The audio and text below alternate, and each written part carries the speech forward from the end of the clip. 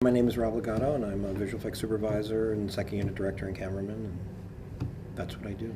Well, I think it certainly had a confidence that the movie could be pulled off. You just have to, and everything I've ever done before in my career, it's a force of will to bring it to life. It's not an immediate yes. It's I will make it a yes at one point. Me and the literally hundreds of people who it takes to actually do this sort of work. So that part wasn't in question. It was more stylistically, was it the right call to make? And almost immediately from Alan Horn on down, they wanted to make the movie in this particular way. And then when Jon Favreau came on board as well as to direct it, he wanted to make the movie this way. And I was only interested in making the movie that way. So I wasn't interested in making a fantasy version of it or an animated looking movie. Because that's not my cup of tea, and I'm not very good at it, and I like things that are photorealistic, and I love the discipline of making real movies and things like that, or things that look like they're real movies. So it was an immediate, we want to do it this way. The only part that was tricky is we knew or felt that we could make a background that looked real. We could shoot the boy on blue screen and make the composite look real and all those things. All bets are off as soon as the animals start to speak. And so the choice, which you don't know you're going to pull it off until the very end of the movie, is if we keep it along the same lines, use the same judgment call for the entire movie, which is, if it were real, what would it look like? And if an animal actually could speak, a parrot could speak. It's an animal. It talks, and it moves its beak, and words come out. So it's not that big a leap when you think of it that way. But we didn't try to make, if you're going to do a parrot, you don't make the beak be more human or whatever. You just do what it does. It just does that. So it's like, well, we're going to treat each animal like, well, if a voice could come out of them, we're not going to make it more human. We're not going to make it animated. We're not going to give it some other dimension to belie the photorealistic nature of it. And you don't know if that idea is going to work. I mean, you intellectually think it may work, and you, in this movie, in this type of movie, you have to invest in the amount of time and money, and it would take like 20, 30 hours a frame sometimes to render these things, and that's when you can really appreciate it. And you really can't appreciate it on a shot. You have to appreciate it on a bunch of shots. You have to see the scene, how it plays out, and do I get removed the suspension of disbelief? Does it go away, and I now get involved in the story, and I forget that it's an animal talking? I think it's Ben Kingsley's character. I think it's Idris Elba's character. Do I let like the movie making disciplines disappear as they should in a good movie? You forget there's an actor acting a role. You forget there's an art directed set. You forget that there's costumes. You forget all those things when you watch a regular movie, because you're just blown into the film. And we needed to do that with this one, and then I think it paid off at a certain point. It seemed like that was the right call to make, but it wasn't quite so apparent at first than it is now. Actually, I saw a test. I was a little more optimistic early on. I didn't need to be as convinced as some of the other people did, because I saw a test early on where the animators did it. It's just a bird landing on a branch and just now hopping to another branch, and they so perfectly observed how it really moves that, and you looked at the shot, and the shot looked photorealistic. It's like, well, we can do this movie. I mean, that right there, I would never know if you told me, and I'm supposed to be good at this, that was a fake shot. I would never have guessed it. If you put that in a movie, or you told me I shot this the other day, in my backyard, I would believe you. So it's like, well, once you do that, once I believe it, we just apply that discipline to every shot in the movie. So I had a tremendous amount of confidence. We had, great, Andy Jones is a great animation supervisor.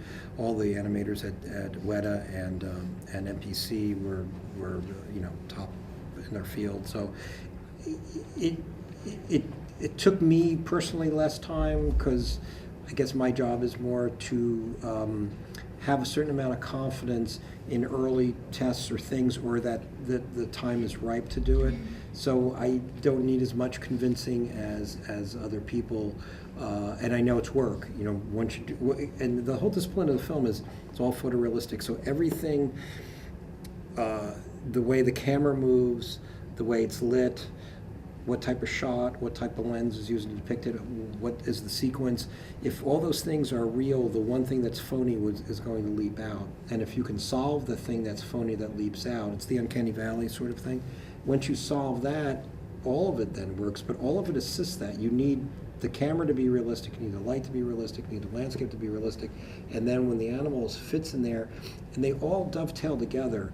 This looks more real because you believe it's in this real environment, and that looks more real because of the fact that it looks like you just went out and shot this thing. So everything feeds it. It's not just a one thing. It's not just the animation. If you put the animation into a colorful, larger-than-life scene, the same animation would appear to be more animated than if you put it in a photorealistic scene, and the other way around. So it's like you could shoot a bad actor or a good actor. In the same scene, all of a sudden it looks like a phony baloney movie, or it looks like The Godfather.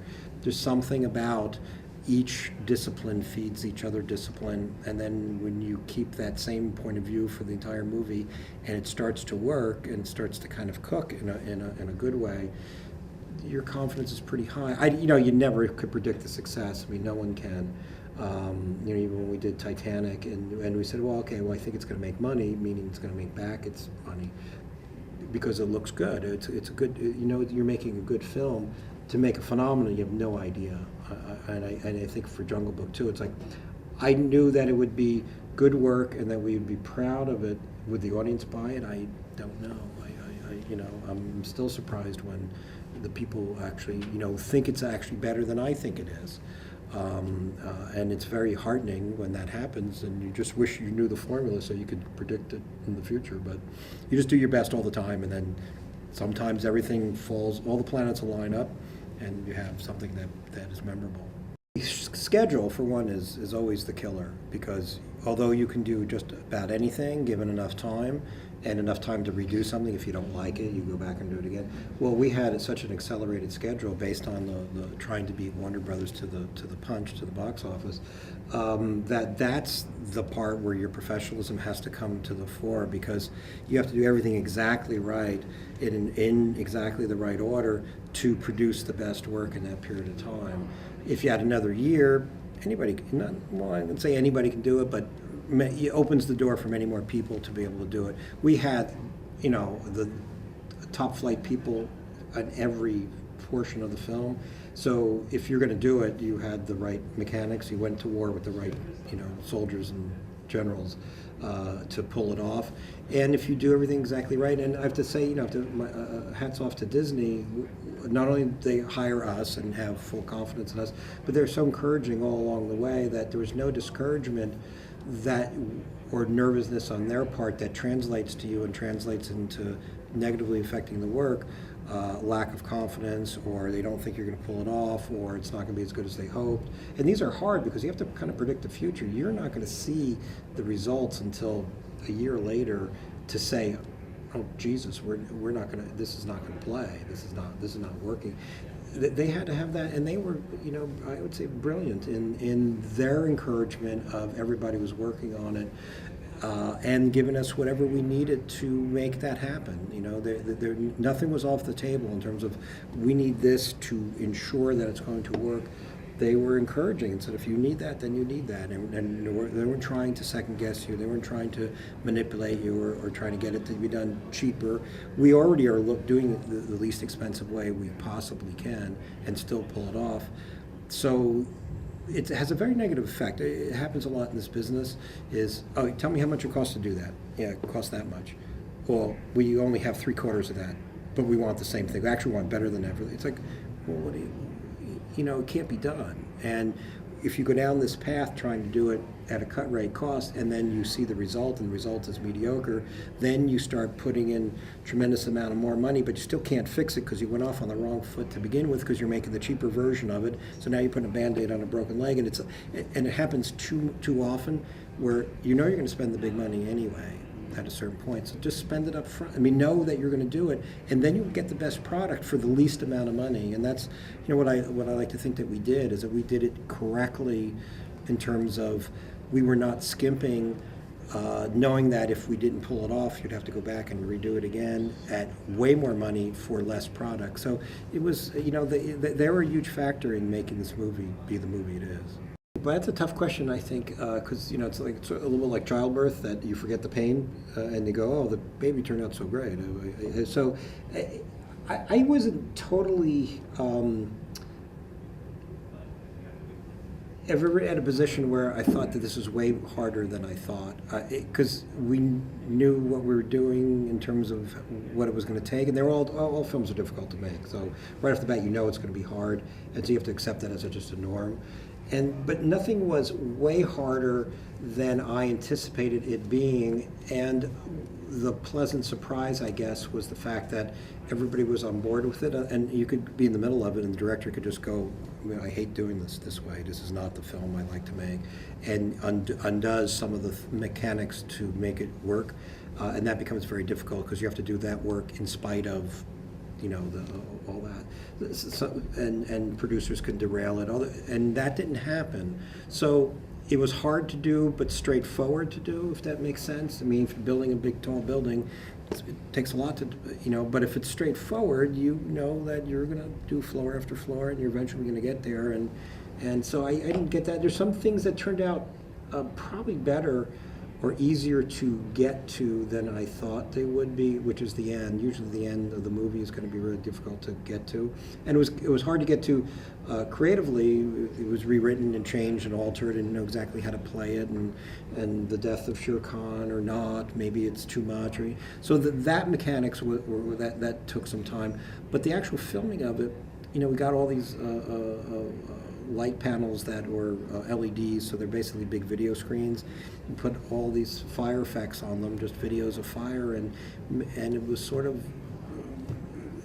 shot in smoke, and the lighting, and the sense of drama. And I think that probably the biggest surprise for me was the marriage of some of the actors to their animal counterparts, in particular with Idris Elba, where his character, his voice, his interpretation of the part itself, and then the animal, that tiger, just melted together as one strong unit, and I believed it where I thought that would be hard to do, but it turned out, because of all the factors involved, that you wish you had the wisdom to know that you could do all that, but just perfect casting, the right animal, the right look of that animal, the right villainous quality of it, the writing of it, the setup, the blocking of those scenes. Something about it just fell into place, and those are a little bit hard to predict. So that was easier to believe the movie when I saw him. So I wish I could make it sound more dramatic than it was. That this was impossible, but it was so straightforward but difficult, and we anticipated all the things that we did, and we had everybody had the stomach for it, which is I've been on other films where how to do it, but at midway through, the rest of the people around you don't have the stomach for it, and it makes it very difficult to pull it off. It makes it very, very hard to do. And if they just were more agreeable to it, it would make it that much an easier process to get through. You don't have to keep on second guessing yourself or trying to prove or anything. You just sort of do your work, and that makes the job go faster. This one was the opposite of that. It's like everybody was on board, and sometimes magic happens.